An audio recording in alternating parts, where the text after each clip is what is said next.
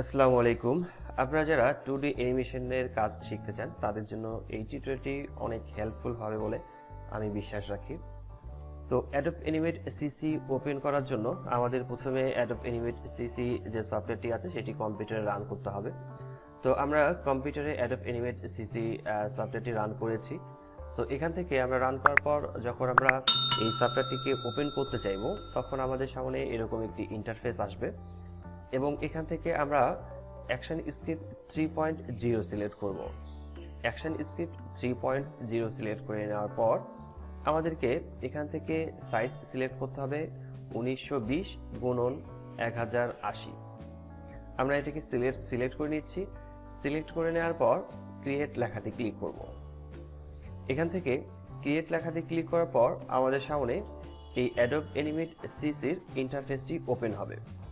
আপনারা যারা এর আগে ইলাস্ট্রেটর অথবা ফটোশপের কাজ করেছেন অনেকটাই হেল্পফুল হবে বলে আশা রাখছি। তো এই ইন্টারফেসটি আসার পর আমরা এই যে ইন্টারফেসটি দেখতে পাচ্ছি এটাকে আমরা চেঞ্জ করে নেব একটু। সেটা চেঞ্জ করে নেওয়ার জন্য উপরের দিকে আপনারা এখানে দেখতে পাচ্ছেন আমরা এখান থেকে অ্যানিমেটর, ক্লাসিক এগুলো বেশ কয়েকটি অপশন রয়েছে। এখান থেকে আমি সিলেক্ট করছি ক্লাসিকে। আপনারা এখান থেকে যে কোনো একটি অপশন ব্যবহার করতে পারেন। তো আমি এখান থেকে ক্লাসিক ব্যবহার করছি। এই ক্লাসিক ব্যবহার করলে কাজ করতে অনেক বেশি সুবিধার হয়। তো Adobe Animate CC যে সফটওয়্যারটি আছে এটি আমাদেরকে প্রথমে কম্পিউটারে ইনস্টল করে নিতে হবে। ইনস্টল করে নেওয়ার পর আমরা এই Adobe Animate CC-টিকে ওপেন করব। Adobe Animate CC সফটওয়্যারটি আমাদের কম্পিউটারে ইনস্টল করে নিতে হবে আগে। তো এখন আমরা এখান থেকে ক্লাসিক সিলেক্ট করে নিয়েছিলাম। ক্লাসিক সিলেক্ট করা অবস্থায় আমরা কাজ করছি। তো প্রথমের দিকে আমরা দেখতে পাচ্ছি এখানে প্রপার্টিস দেওয়া আছে। আমাদের এটাকে পুরোটাকে বলা হচ্ছে প্রপার্টিস। আমরা এটাকে একটু ভিতরের দিকে রেখে দিই। উপরের এই জায়গাটিকে হচ্ছে ফ্রেম যে জায়গাটি আছে এই ফ্রেম রেট আমাদের এখানে দেখাচ্ছে। সেকেন্ডে হচ্ছে 30 দেখাচ্ছে। আমরা এটাকে চেঞ্জ করতে পারি। এটা পুরোটাই হচ্ছে টুলবার।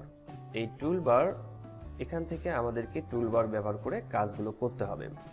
আর হোয়াইট যে পেজটি দেখা যাচ্ছে এটা হচ্ছে স্টেজ। আমরা পেজটা অনেক বড় দেখতে পাচ্ছি। আমাদের স্টেজটা অনেক বড় দেখা যাচ্ছে কারণ এখানে জুম করে রাখা আছে 100। আমি এখানে জুম আউট করে নিতে চাইলে সেই ক্ষেত্রে দেখা যায় 50 করে নিচ্ছি। আবার যদি জুম আউট করতে চাই সেই ক্ষেত্রে 25-এ ক্লিক করছি।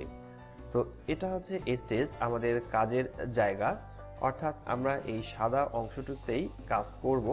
যদি আমরা সাদা অংশটার বাহিরে কোথাও ড্রয়িং করি তাহলে সেটা ভিজিবল হবে না, সেটা শো করবে না।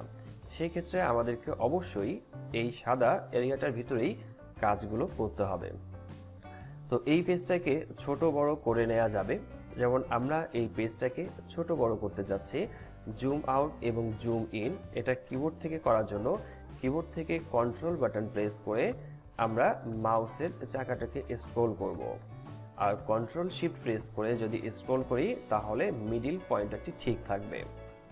তো প্রথমের দিকে এখানে একটি টুলবার দেওয়া আছে, এটা সিলেকশন টুল। এই সিলেকশন টুল এটার কাজ কি সেটা আমরা এখন আলোচনা করব। তার আগে চলে যাচ্ছি প্রপার্টিসে। আমরা প্রপার্টিসে ক্লিক করে দেখি। প্রপার্টিসে ক্লিক করলে বেশ কয়েকটি অপশন আসবে।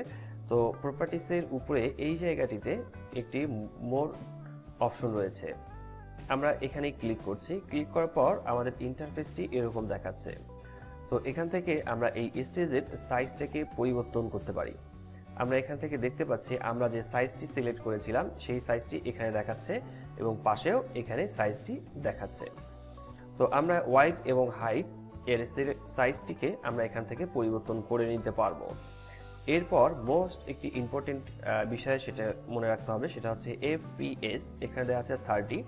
তো FPS এর এখানে 30 দেওয়ার কারণ হচ্ছে যে আমাদের পার সেকেন্ড দেখা যাচ্ছে আমাদের ফ্রেম রেটটা কতগুলো থাকবে, অর্থাৎ সেকেন্ডে 30টা ফ্রেম তৈরি হবে। তো আমরা এখানে ডাবল ক্লিক করে আমরা এখানে চেঞ্জ করতে পারি। যেমন 30 দেওয়া আছে, আমরা এখানে 60 করে দিচ্ছি। দেওয়ার পর এখন যদি আমরা দেখতে চাই যে এখানে দেওয়া আছে সেকেন্ডে 30টি ফ্রেম তৈরি হবে, আমরা যদি এখানে 60 তৈরি করে দেওয়ার পর এখন দেখতে পাচ্ছি যে এই 1 সেকেন্ডে মূলত 60টি ফ্রেম তৈরি হচ্ছে। তো এটাকে আমরা ফ্রেম রেটটাকে আমরা সবসময় কম রাখবো। আমি এখানে 24 নিয়ে কাজ করব। এই 24 নিয়ে কাজ করছি, 24 নিয়ে। ফ্রেম রেটটা একটু কম থাকাটাই ভালো। তো এই স্টেজটাকে আরেকটু জুম করে নেই। জুম করে নেওয়ার পর এখন এখান থেকে আমরা টুলবার দেখতে পাচ্ছি। এই টুলবারগুলো থেকে আমরা এখন একটু পরিচয় হয়ে নেব যে টুলবারের কাজগুলো কীরকম। তো প্রথমে আমি একটা এখানে ওভাল ক্রিয়েট করে নেব। আর ওভাল ক্রিয়েট করে নেওয়ার সময় কিবোর্ড থেকে আমরা শিফট প্রেস করা অবস্থায় ওভালটিকে ক্রিয়েট করব। তো প্রপার্টিস অপশনটাকে এখানে রেখে দিই। তো ওভাল ক্রিয়েট করার পর আমরা প্রথমের দিকে পাচ্ছি সিলেকশন টুল। এটা শর্টকাট হচ্ছে ভি। এটা মনে রাখতে হবে, কারণ শর্টকাটগুলো অনেক সময় কাজে লাগে। আমি সিলেক্ট করতে গেলে পুরোটাকে সিলেক্ট করার জন্য আমাকে এভাবে ড্র্যাগ করে সিলেক্ট করতে হবে। এরপর যদি আমি এটাকে ড্র্যাগ করে রাখতে চাই কোথাও, সেক্ষেত্রে আমি ড্র্যাগ করে অন্যদিকে সরিয়ে রাখতে পারবো। সিলেকশন টুল ব্যবহার করে আমরা এটাকে পুরোটাকে সিলেক্ট করতে পারবো। এরপর এটাকে আমরা ড্র্যাগ করে আমরা মুভ করে নিতে পারবো, অর্থাৎ এটাকে মুভ করে নেওয়া যাবে। এছাড়াও সিলেকশন টুল ব্যবহার করার পর যদি আমরা কোনো একটা জায়গাকে আলাদা করতে চাই, যেমন এটাকে আমি সিলেক্ট করছি, এখান থেকে কোনো একটা জায়গাকে আমরা সিলেক্ট করলাম। সিলেক্ট করে নেওয়ার পর এটাকে আমরা এখান থেকে আলাদা করে নিতে পারবো, অর্থাৎ এই জায়গাটি আলাদা হয়ে যাচ্ছে। আমরা কোনো একটা জায়গাকে আলাদা করতে চাইলে সেক্ষেত্রে সেটাকে সিলেক্ট করতে হবে। এরপর এই জায়গাটিকে আমরা আলাদা করে নিতে পারবো। তো এটাকে আলাদা করে নেওয়ার পর এটা হচ্ছে মূলত সিলেকশন টুলের কাজ। সিলেকশন টুল থেকে এই কাজটি করা যাচ্ছে। এছাড়াও সিলেকশন টুল ব্যবহার করে যেমন আমি কোনো একটি এরিয়ার পরিবর্তন নিয়ে আসতে চাই, সেই ক্ষেত্রে আমি শুধুমাত্র মাউস পয়েন্টারটিকে ওই এরিয়ার মধ্যে নিয়ে আসব। নিয়ে আসার সাথে সাথে আমরা দেখতে পারবো যে মাউসের নিচের দিকে একটি কার্ভ অপশন চলে এসেছে। এই কার্ভ যখন আসবে তখন আমরা এটাকে ড্র্যাগ করে নিচের দিকে অথবা উপরের দিকে যেই দিকে আমরা মুভ করতে চাই সেই দিকে আমরা এটাকে মুভ করতে পারবো। আমি এটাকে এভাবে মুভ করছি। তো এভাবে আমরা এটাকে ড্র্যাগ করে নিয়ে কাজ করতে পারি। এভাবে এটাকে ড্র্যাগ করে নেওয়া যাবে। তো এই ছিল সিলেকশন টুলের কাজ। আমি এইগুলো সবগুলো সিলেক্ট করছি, কিবোর্ড থেকে ব্যাক স্পেস প্রেস করে ডিলিট করে দিচ্ছি। পাশেরটা হচ্ছে সাব সিলেকশন টুল। এই সাব সিলেকশন টুল আমরা দেখব এখন। তো সাব সিলেকশন টুলের কাজ কি? সেটা হচ্ছে প্রথমে সাব সিলেকশন টুল ব্যবহার করার পর আমরা যদি এটাকে পুরোটাকে ড্র্যাগ করে নিই, তাহলে আপনারা দেখতে পারবেন যে ইলাস্ট্রেটরে কাজ করার সময় এই অ্যাঙ্কার পয়েন্টারগুলো দেখা যাচ্ছে। অর্থাৎ এই অ্যাঙ্কার পয়েন্টারগুলো ব্যবহার করে আমরা এটার পরিবর্তন নিয়ে আসতে পারি। এখান থেকে যে কোনো পরিবর্তন নিয়ে আসা যাবে। তো এটা ছিল সাব সিলেকশন টুলবারের কাজ। এরপর নিচেটি হয়েছে ফ্রি ট্রান্সফর্ম টুল, আর এটা শর্টকাট হচ্ছে কিউ। আমাদেরকে সবসময় এই ফ্রি ট্রান্সফর্ম টুল ব্যবহার করে কাজ করতে হবে। আমরা সবসময় ফ্রি ট্রান্সফর্ম টুল ব্যবহার করব, আর এটার ব্যবহার আমাদের কাছে সবচেয়ে বেশি থাকবে। তো ফ্রি ট্রান্সফর্ম টুল ব্যবহার করে আমি এটাকে সিলেক্ট করছি। সিলেক্ট করার পর এখানে দেখতে পাচ্ছি যে সব দিকেই এটা সিলেকশন হয়ে গেছে। এরপর মাঝখানে একটি অ্যাঙ্কার পয়েন্ট দেখা যাচ্ছে, মাঝখানে একটি পয়েন্টার দেখতে পাচ্ছি আমরা।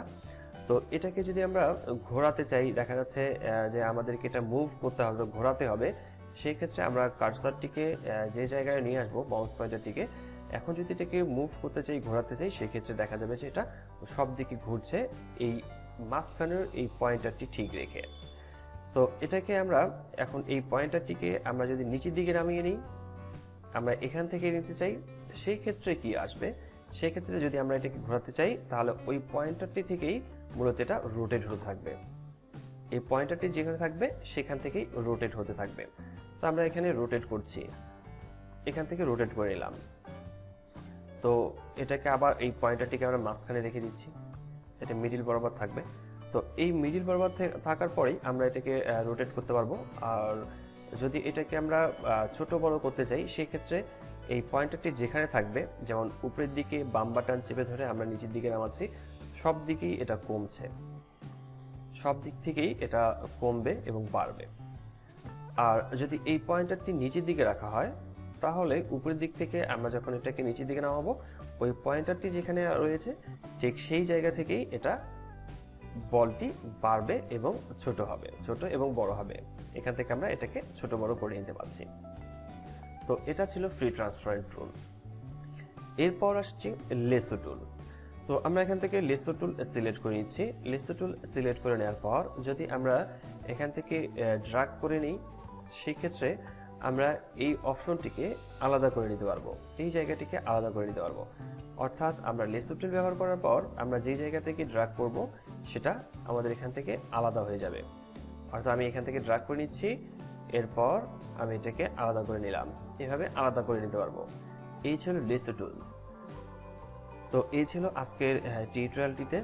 আমরা সামনের টিউটোরিয়ালে এইরকম আরও বেশ কয়েকটি টুলবার নিয়ে আলোচনা করব এবং পাশাপাশি দেখে নেব যে 2D অ্যানিমেশনে কাজ করতে গেলে আরও কোন কোন বিষয়গুলো আমাদের জানা দরকার। তো ভালো থাকবেন, সুস্থ থাকবেন।